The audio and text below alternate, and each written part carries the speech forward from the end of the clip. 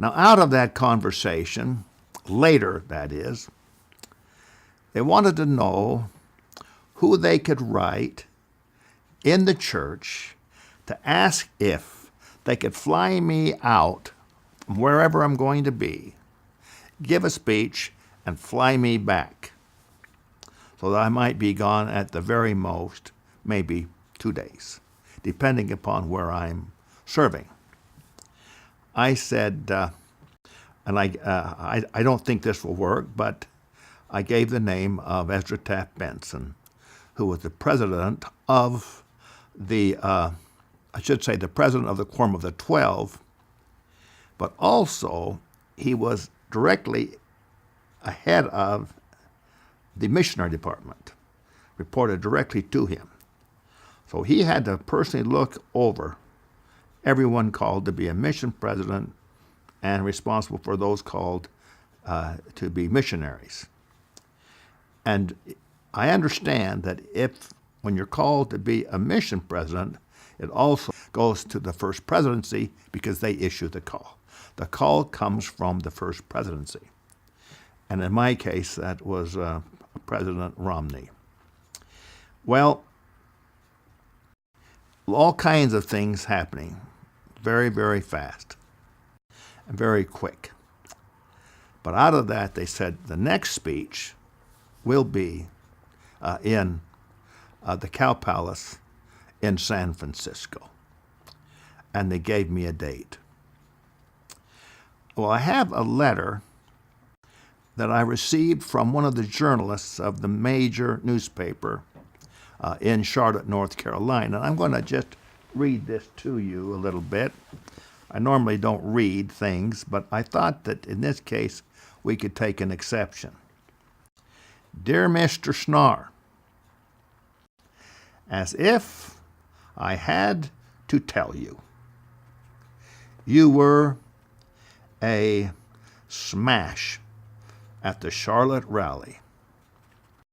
I'm sure weeks and hours of work went into your presentation, but it was certainly the most moving thing I've ever heard. You literally brought that meeting to life. You may have felt like an amateur, but your voice and eloquence branded you a pro. I hope you will do it again and again and again. And I'm glad I was there the first time around. I put a notice on our company bulletin board.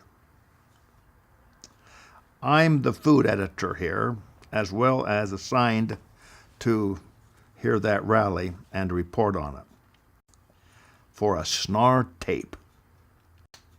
If for nothing but maybe, I'll find one for my uncle, son to hear. Best of luck to you, Doug Snar. Keep talking. The Lord heard your prayers. Best regard, Helen Moon. Well, there are many I received, but I chose that one to share with you. And so all of this put me into quite a certain state of thinking and processing a lot of different kinds of feelings I've never experienced before. And to try and maybe draw a couple lines, I'd like to quote a couple lines from Kipling that might put this into a more realistic context.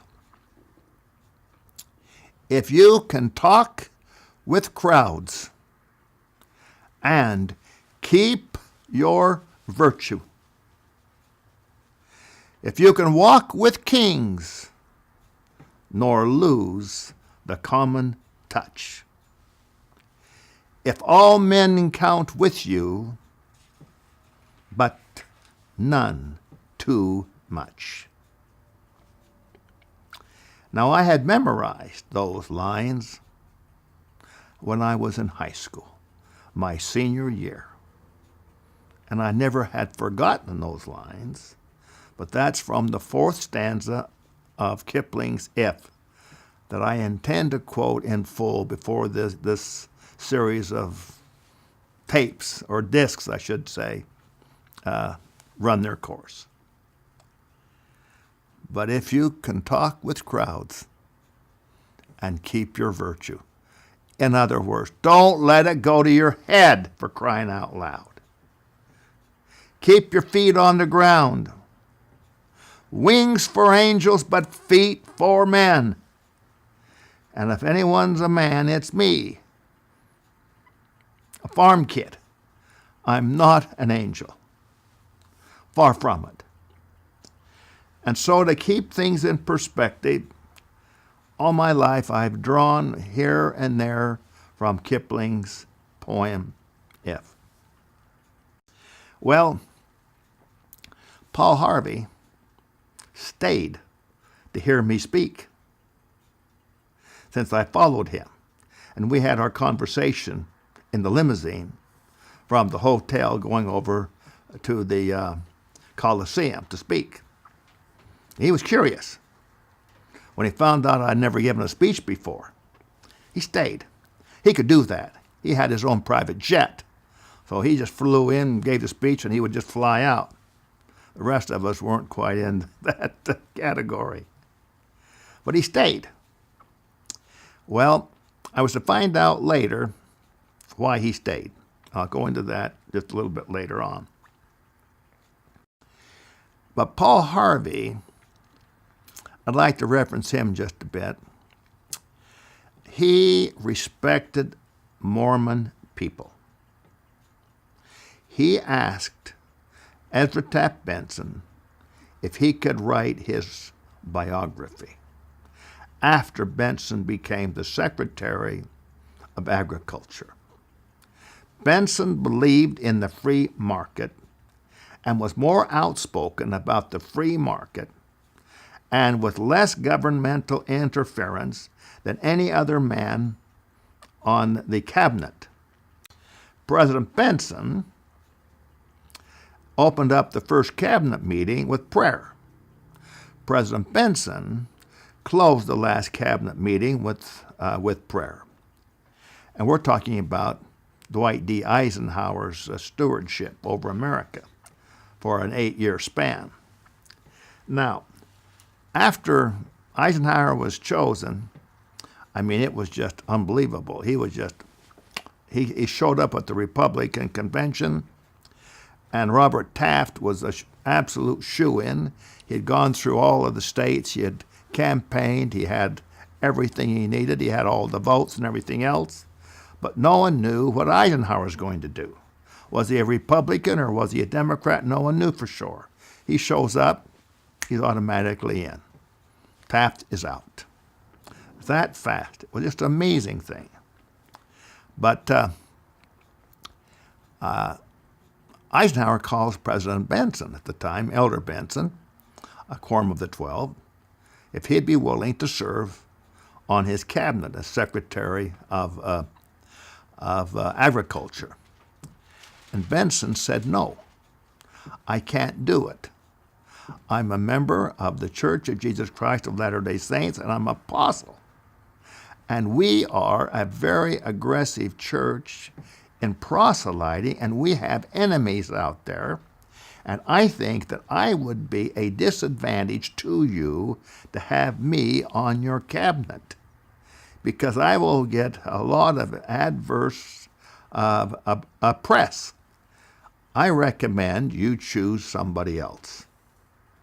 So Benson turned him down. A matter of a few days later, less than about a week. Now, what I'm telling you, President Benson told me one-on-one in a conversation. So I know what I'm talking about. Eisenhower called back. He said, there is no one else. I have to have you. Please reconsider. you are needed to help serve your country for an 8-year span. Benson's answer was, if the prophet, the president of the church, decides it will be all right, I will do it. I will ask him. And so he asked President David O. McKay if it would be appropriate that he takes an excuse from his stewardship in the Quorum of the 12 and go and serve as Secretary of Agriculture. And President McKay approved. And so he was there. Now, another thing he did was that he recommended to President Eisenhower